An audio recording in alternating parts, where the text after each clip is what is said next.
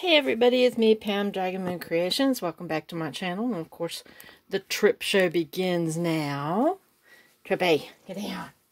Sorry about that every single time. What I have on my desk here is almost all of the things that I use to make the cards I'm about to show you. I told you the last time I did a lot of die cutting, and I did. And for such small cards, it took me a really long time. But I think they turned out pretty. Okay. I used my Fisker's grass punch, or grass border punch, to make grass. Yeah. I used that ivy die right there. I used the cat die again. I used this bench die. Yeah, just the bench die. I used this particular die, which I did this on my cards before, but I used that particular die to make it like a little flower bush. And I used this die, but I only cut out the little butterflies because I don't have a little butterfly punch or anything. I really need to get one because I really needed that. And, oh, I forgot one. And then I used this stencil. And hang on just a second. I did finally find a tiny flower die right there in this Graphic 45 die set. That little, right there. It was a little big, but I still used it. And then I used these. These were the thank you gift from Gina Marie Designs.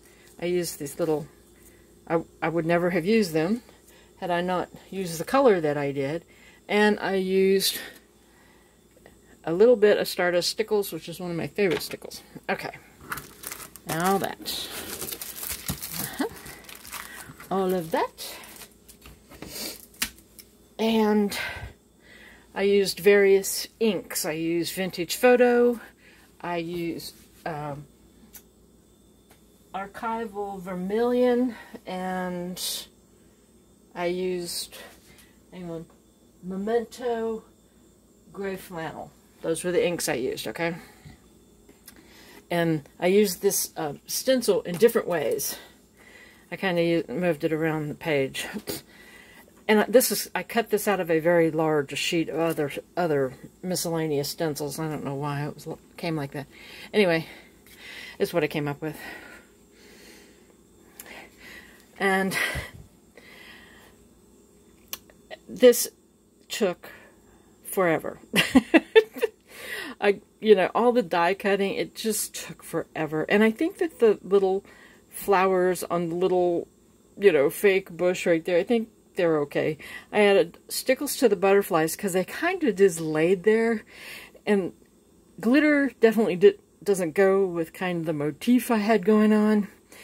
But I needed something to bring them off of the page a little bit. The card. I just lined them with white. I haven't stamped the backs yet. But that was like one of my first ones. When I did the stencil background. Yeah, I did it in brown. And then I tried again with this one. This time the cat's sitting on the bench. And this was a Pinterest inspired card. The cat's laying on the bench on this one. And then I moved the flowers to the other side.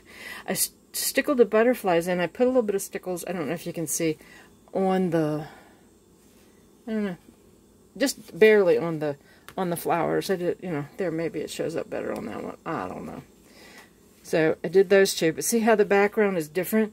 And then it looked like I had these big gaps of white. And so I tried to put the little ivy over them. And then I like this gray one, although there's a lot of white space. And again, moving the stencil around in different directions, trying to make like the brick background.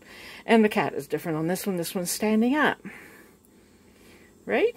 Okay, got those three. And then I said, I had enough to make 4. I have more die cuts, but I had die cut enough flowers and enough butterflies to do 4.